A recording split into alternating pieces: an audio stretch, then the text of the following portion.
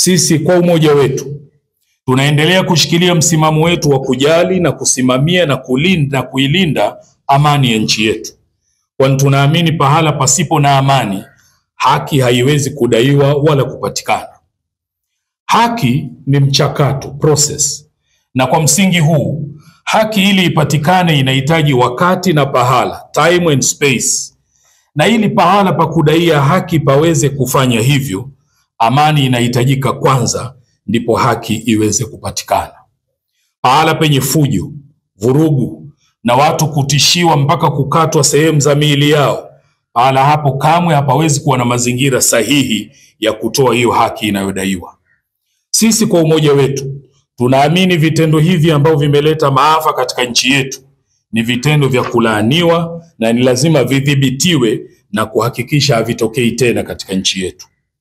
Lakini pia sisi kwa umoja wetu tunaitaka serikali ifanye uchunguzi wa kina juu ya kina nani ndio walikuwa vinara wa kuchochea vijana wetu katika kufanya uharibifu huu mkubwa kuwahi kutokea katika nchi yetu mpaka kufikia maisha ya watu kupotea. Sisi kwa umoja wetu tunaiomba serikali kuwaangalia wale wote ambao kwa namna moja ama nyingine wamekumbwa na maafa haya na wala hawakuhusika kwa namna yoyote ile, kuwaangalia kwa jicho la huruma pamoja na kuwafariji.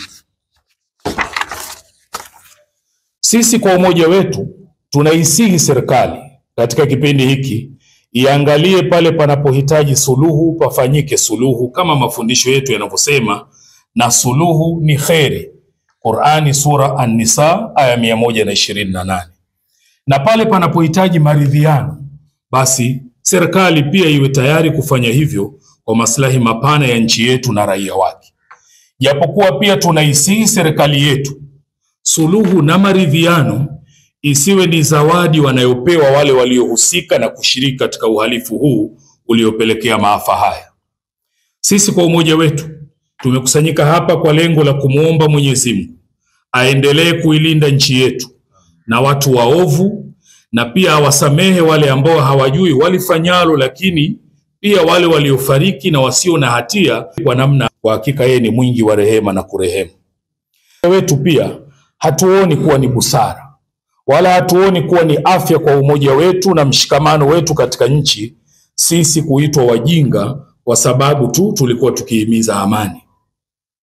Sisi kama sehemu ya jamii katika nchi yetu siku zote tumekuwa mstari wa mbele katika kusimamia na kuhimiza amani katika nchi yetu, hata pale ambapo kufanya hivyo kunapokuwa kuna tulazimu kukubali maumivu makubwa, lakini tulikuwa tayari kufanya hivyo. Tunataka tueleweke na viongozi wa dini wenzetu kuwa sisi sio wajinga na hatuwezi kuwa wajinga kwa sababu ya kuzungumzia na kuhimiza amani. Kama ambavyo pia kiongozi wetu Mheshimiwa Mufti na Sheikh Mkuu wa Tanzania pamoja na viongozi wengine kamwe hawawezi kuwa wajinga kwa sababu ya kusimamia suala la amani katika nchi yetu, amani ambayo ikiwepo tunanufaika na kufaidika nayo sisi sote. Tunamuomba Mwenyezi Mungu aijalie nchi yetu idumu amani yake, awajalie wale wote walioathirika na maafa haya na kuwaondoshia huzuni katika nyoyo zao, ajalie wale waliopoteza maisha awape malipo yanayowastahiki huko waliko, na wale waliopata majeraha waponye majeraha yao kwa haraka, na waliopoteza mali zao Mwenyezi Mungu awape badali. Allahumma amin. Tunatoa wito kwa Waislamu na Watanzania wote katika kudumisha amani, mshikamano na umoja wetu wa kitaifa, kwani kwa kufanya hivi kuna maslahi kwetu sote. Na mwisho kabisa tunatoa pongezi kwa Rais wa Jamhuri ya Muungano wa Tanzania, makamu wa rais, lakini pongezi pia kwa mwanasheria mkuu wa serikali, pongezi kwa spika, pongezi kwa waziri mkuu, wabunge na madiwani wote ambao hawa watatutumikia katika kipindi cha miaka 5. Tunawapongeza, tunawaombea kheri. Mwenyezi Mungu awajalie, awazidishie hekima na busara katika kuliendesha taifa letu kwenye namna nzuri anayoipenda Mwenyezi Mungu na kuiridhia. Wabillahi tawfiq. Asanteni kwa kunisikiliza.